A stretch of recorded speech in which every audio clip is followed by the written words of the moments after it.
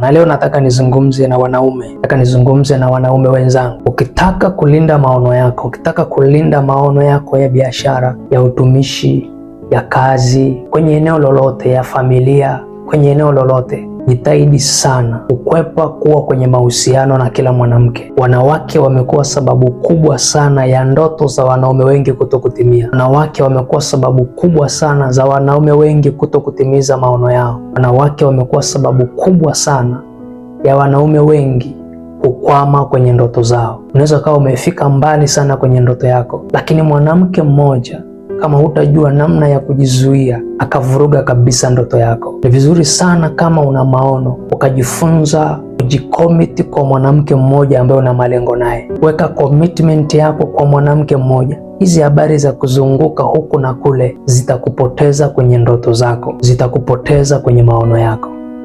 Sasa leo nataka nizungumze tu mifano ya kawaida. Unafahamu story ya mchezaji mmoja ambaye alikuwa anachezea klabu ya Barcelona, lakini timu yake ya taifa ni Brazil. Sitaki kumtaja jina.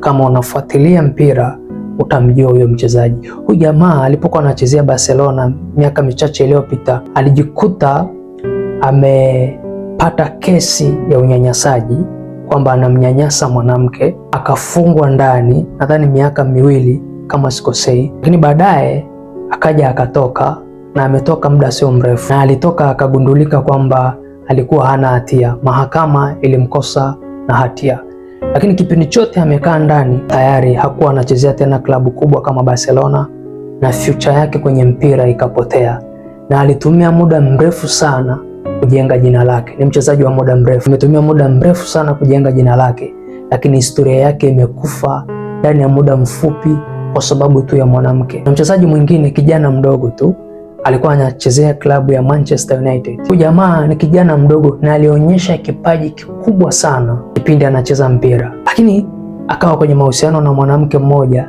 na yule mwanamke akaonekana anamnyanyasa, akashtakiwa, akakaa ndani nadhani mwaka mzima.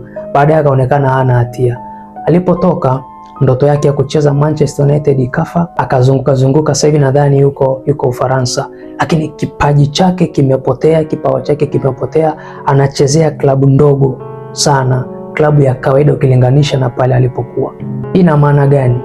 Inamaanisha kwamba future yako, ndoto yako, maono yako yanaweza yakaharibiwa na mwanamke hata mmoja tu, kama hutakuwa makini nani unakuwa naye kwenye mahusiano. Hii tabia ya kuzunguka kwa kila mwanamke, mimi nakwambia itafika kipindi utadondokea mahali ambapo utajikuta unashindwa kutoka na ndoto yako inakufa. Ukisoma vizuri Biblia utagundua Adam alishawishiwa na mwanamke, na haya maisha tunayoishi leo hii ni kutokana na ushawishi wa mwanamke kwa Adam. Lakini pia unajua habari za Samson na Delila, kote alianguka kwa sababu ya ushawishi wa mwanamke. Nikwambie kijana mwenzangu, ukifanikiwa kukwepa mitego ya wanawake, ukawa na mwanamke mmoja ukatengeneza naye malengo, ukawa na nia moja na yeye, mimi nakuhakikishia utafika pale ambapo Mungu amekusudia.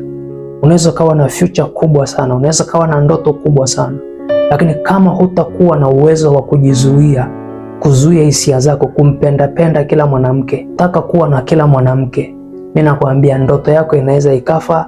Hata kama Mungu alikusudia mambo makubwa kupitia wewe, ndoto yako inaweza ikawa ndogo ikapotea, biashara yako ikafa, kazi yako ikafa, biashara yako ikapotea kwenye mazingira ambayo huelewi kwa sababu tu ya mwanamke. Sikilize, mwanamke akimtaka mwanaume ni rahisi sana kumpata, lakini tofauti kwa mwanamke kumpata, ni rahisi sana mwanamke kumpata mwanaume kuliko mwanaume kumpata mwanamke, labda tu awe amekupenda. Hii ni kwa nini? Kwa sababu udhaifu, wanaume ni dhaifu sana kwa wanawake. Sasa ukijichagulia mwanamke mmoja, ukamwonyesha ndoto yako, ukamwonyesha maono yako, mimi nakwambia kama ana uwezo wa kusababisha kuanguka kwa mtu, ana uwezo pia wa kusababisha kuinuka kwa mtu na kufanikiwa kwa mtu. Kwa hiyo kwenye haya maisha, kuwa na hekima katika hili. Kuwa na wanawake wengi sio sifa, kucheza na wanawake wengi sio sifa, lakini jichagulie mmoja, weka malengo naye, na mimi nakuhakikishia baraka za Mungu zitakuwa juu yako. Kwepa sana mitego ya kuanguka na wanawake, wanamaliza nguvu zako, wanamaliza ndoto yako, wanaharibu uchumi wako kwa asilimia kubwa sana. Hii ni kwa wanaume, ni ngumu kuielewa, lakini najua kama umekupitia hizi changamoto unaweza ukawa na uzoefu mzuri.